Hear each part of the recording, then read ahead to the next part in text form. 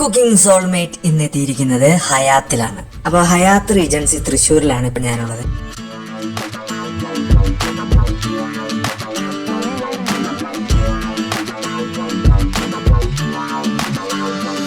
Hyatt Regency മൊത്തത്തിലൊന്ന് വീക്ഷിച്ചതിന് ശേഷം നേരെ പോയത് റെസ്റ്റോറന്റിലേക്കാണ് കേട്ടോ. കുറെ നാളായി ഹയാത്തിലൊന്ന് പോണം എന്ന് വിചാരിച്ചിരിക്കുന്നു. അപ്പൊ ചുമ്മാ പോയാൽ പോരാ, ഒന്നില്ലെങ്കിൽ റൂം എടുക്കണം അല്ലെങ്കിൽ ഫുഡ് കഴിക്കണം. അപ്പൊ സെക്കൻഡ് ഓപ്ഷനാണ് ഫുഡ്. ബ്രേക്ക്ഫാസ്റ്റ് കഴിക്കാനായിട്ടാണ് ഞങ്ങളിവിടെ എത്തിയത്. ഒരാൾക്ക് 1000 രൂപ കൈപ്പിടിച്ചാണ് ഞങ്ങളിവിടെ എത്തിയത്. അൺലിമിറ്റഡ് എന്ന് കേട്ടതിന് ശേഷമാണ് ഹയാത്ത് റീജൻസിയിൽ ഞങ്ങൾ വന്നത്.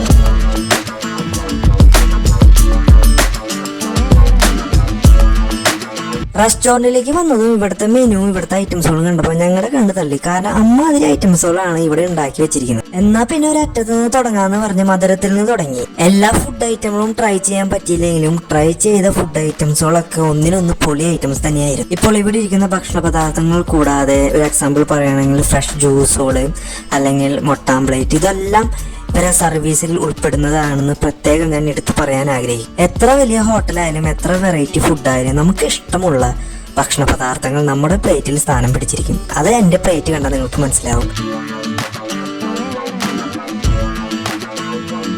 അപ്പോൾ നിങ്ങളൊരു ചേഞ്ചിന് വേണ്ടി ഇതുപോലെ ഒരു 5 സ്റ്റാർ ഹോട്ടലൊക്കെ പോയി ഒന്ന് ഫുഡ് എക്സ്പെരിമെന്റ് ഒക്കെ ചെയ്ത് നോക്കുക. Bye from cooking soulmate channel.